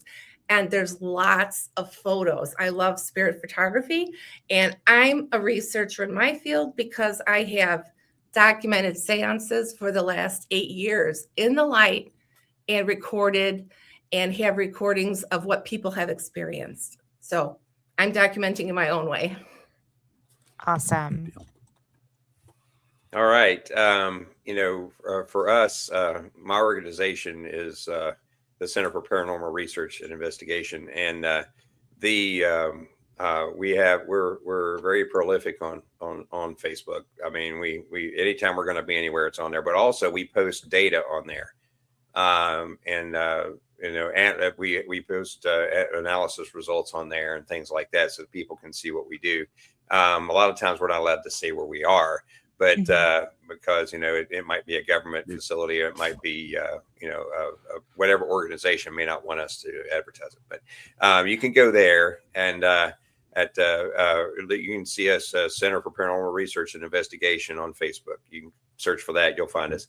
And also, we have our website is centerpri.org, and there you can see information on our board of directors and board of visitors, and then see how we operate. And we're actually going to be all over the place doing lectures in Virginia, Central Virginia. But also we're going to be at the next big thing we're going to be at outside of Virginia is Dragon Con in Atlanta. So yeah, you should come down, Tiffany. Yeah, and I'm gonna try. We're going to be there on the X track. And we'll probably be doing around four or five panels or lectures. Okay.